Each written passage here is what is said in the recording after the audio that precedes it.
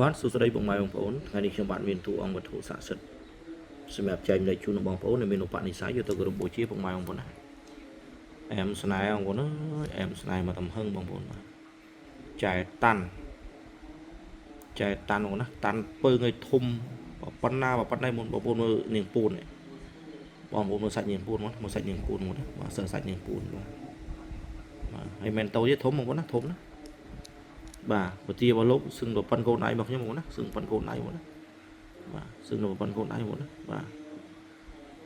បងប្អូនសឹងទៅប៉ុនកូនដៃបងប្អូនពទាធំណាអញ្ចឹងបងប្អូនស្រឡាញ់អាចទៅចែកបានបច្ច័យ4បងប្អូនណាទឹកដីភ្នំខ្មោចខ្ញុំគិតចុះគិតឡើងដំបូងថា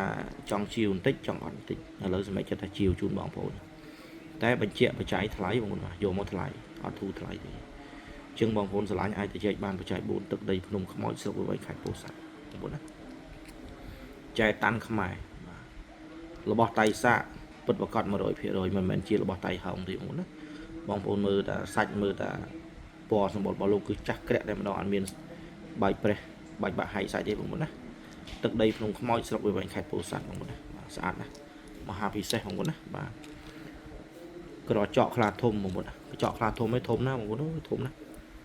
បងប្អូនណាបងប្អូនមើលម្រាមដៃរបស់ខ្ញុំបងប្អូនពីម្រាមបងណាដាក់ម្រាមមកស្មើបងប្អូនពីម្រាមជាងបងណាពីម្រាមជាងបងប្អូនឃើញទេបាទធំណាស់បងប្អូនលេខ1នេះខាងបេដៃបាទ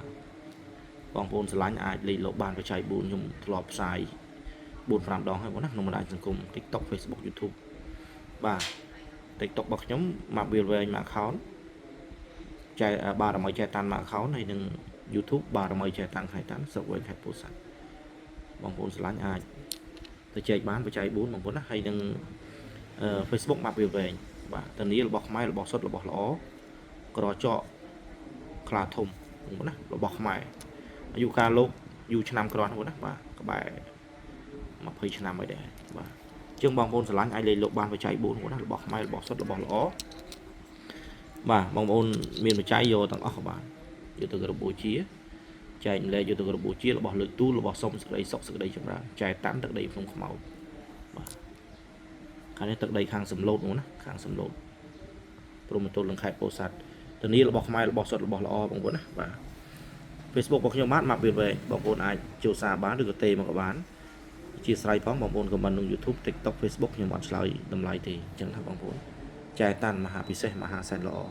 សូមអរគុណបងប្អូនសូមមេលាបញ្ជ័យបងប្អូនអាចចូលសារទៅចែកបច្ច័យ4បានខុសតិចតួចចែកជូនហ្មងណារៀងខ្វះបច្ច័យដើម្បីទៅនេះទៅនោះអញ្ចឹងណាបងអរគុណច្រើនបងប្អូនសូមសនុកសុខសប្បាយសូមជំរាបលាអរគុណច្រើន